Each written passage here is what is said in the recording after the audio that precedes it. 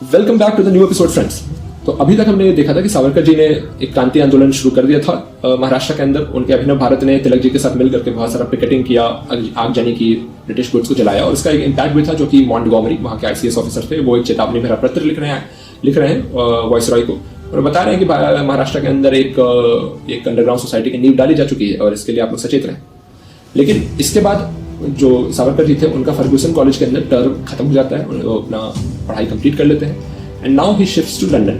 पर लंदन जाने की जर्नी उनकी इतनी सरल नहीं थी। हम एक ऐसे पात्र के बारे में डिस्कस करेंगे जो अगर नहीं होते तो ना सावरकर लंदन जाते, ना ही यूरोप के अंदर भारत के नेशनलिज्म की क्रांति जगती और जो इंडिया में नेशनलिज्म को फैलाने के लिए जो आयरिश नेशनलिस्ट हैं, रशियन नेशनलिस्ट हैं, उनका जो सपोर्ट मिला वो भी नहीं मिल पाता। तो ये व्यक्ति कौन थे, उनके बारे में डिस्कस करेंगे। आप इंटरेस्टेड हैं तो बने रहिए।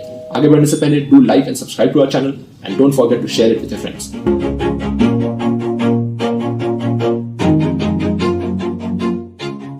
श्यामजी कृष्ण वर्मा ये गरीब परिवार से आने वाले व्यक्ति थे। इनका जन्म गुजरात में हुआ था और इनकी पढ़ाई लिखाई भी गुजरात में ही हुई थी। 10 साल की उम्र में इनके माता पिता गुजर गए थे और उसके बाद किसी तरह इन्होंने एलिफिस्टन कॉलेज से अपने युवा काल में ही ये स्वामी दयानंद सरस्वती के कनेक्शन में आते हैं और उनसे प्रभावित होकर के ये संस्कृत वगैरह सीखते हैं।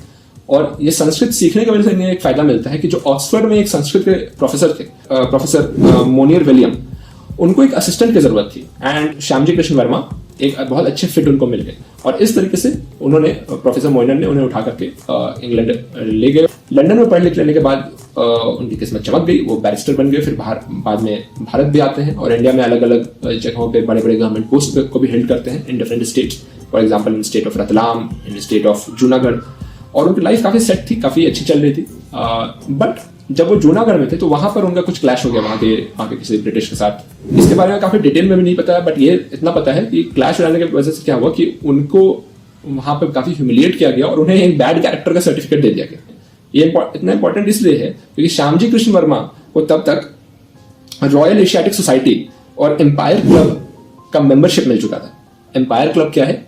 वो एक एक्सक्लूसिव क्लब था जिसमें वॉइसरॉयज, गवर्नर्स, जजेस वो लोग जाया करते थे। तो आज के हिसाब से समझ लीजिए जैसे वो जिमखाना क्लब वगैरह होता है जहाँ पे बड़े बड़े लोग जाते हैं, अपने हैंग आउट करते हैं। तो जो एक्सक्लूसिव सा होता है उसकी मेंबरशिप सब लोगों को नहीं मिलती है।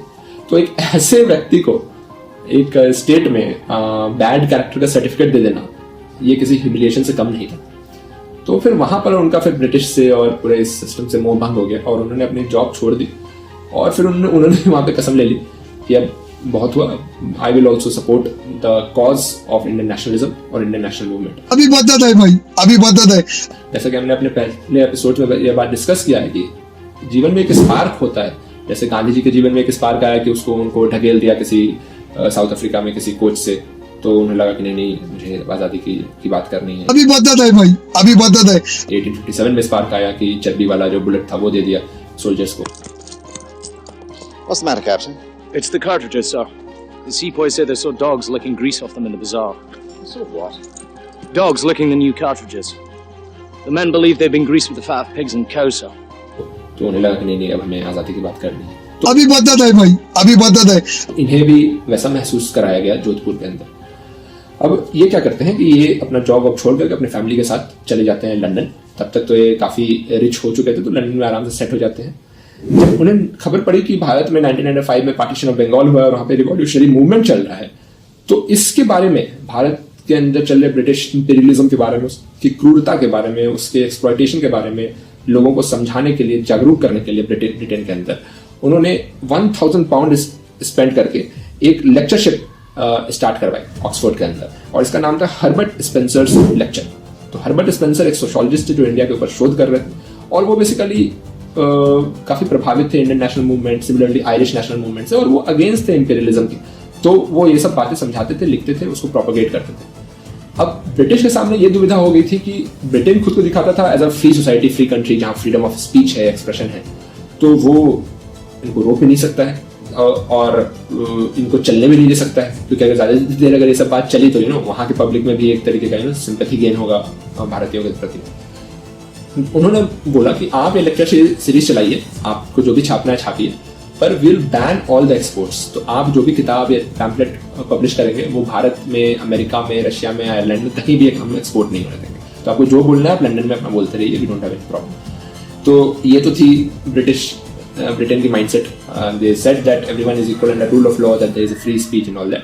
बट एक्चुअली में जब कोई सही में क्रिटिक करने बैठ जाता था तो उस पर बहुत सारे तरीके की पाबंदियां भी लगती थी. श्याम जी ने वहाँ पे एक होम रूल सोसाइटी का गठन किया to propagate Herbert Spencer's idea, और वहाँ पे एक हॉस्टल बनाया जिसका नाम था इंडिया हाउस. आगे चल करके यही इंडिया हाउस युवाओं का एक गढ़ बना, और यही बना वो जगह जहाँ पे बहुत सारी क्रांतिकारी एक्टिविटीज और आइडियाज डिस्कस होने लगे, एक्सचेंज होने लगे. यहाँ पर एडमिशन होने के लिए श्याम जी ने एक स्कॉलरशिप लॉन्च किया था, और इस स्कॉलरशिप को क्वालिफाई करने के लिए कुछ क्राइटेरियंस उन्होंने रखे थे. फॉर एग्जांपल, जो भी आपने बैचलर्स किया है, कुछ फर्स्ट डिवीजन वगैरह लाना होगा, साथ ही आपका एक रिकमेंडेशन लेटर होना चाहिए कोई नेशनलिस्टिक लीडर्स से टू प्रूव योर क्रेडेंशियल्स.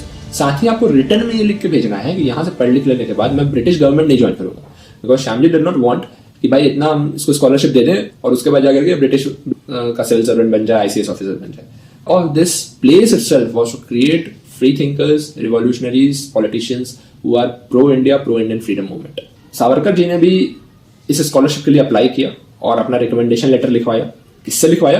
पहला लेटर लिखवाया उन्होंने तिलक से, और दूसरा लेटर उन्होंने लिखवाया कार्ल कैडेट और परंजपे जी से. और ये दोनों क्या लिखते हैं दोस्तों, ये जानना बहुत इंपॉर्टेंट है, बिकॉज आप एक कैसे व्यक्ति हैं वो डिपेंड करता है कि जो ऑलरेडी एक एस्टैब्लिश्ड पर्सन है, जो एक नोन रिनाउंड क्रेडिबल पर्सन है, वो आपके बारे में कैसी बातें लिखता है, राइट.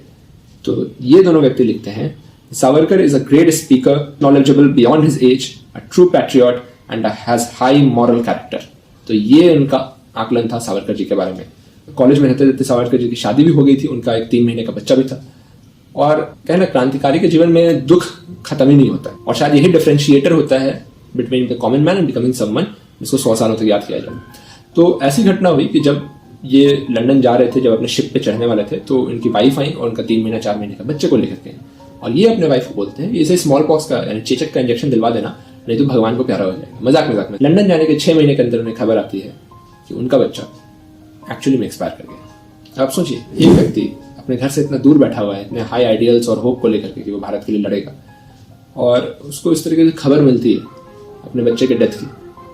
तो ऑब्वियसली फिर से एक द्वंद दिमाग में आया होगा कि क्या यहाँ पे रहना सही है या वापस इंडिया चले जाएं, अपने वाइफ को सपोर्ट करें. और इतना तो दिमाग, इतना अकल था ही, इतने ब्राइट थे ही वो कि इंडिया में रह करके अपना मास्टर्स वगैरह कंप्लीट करके कोई आराम से गवर्नमेंट जॉब ले सकते थे. बट क्या वो ऐसा करेंगे?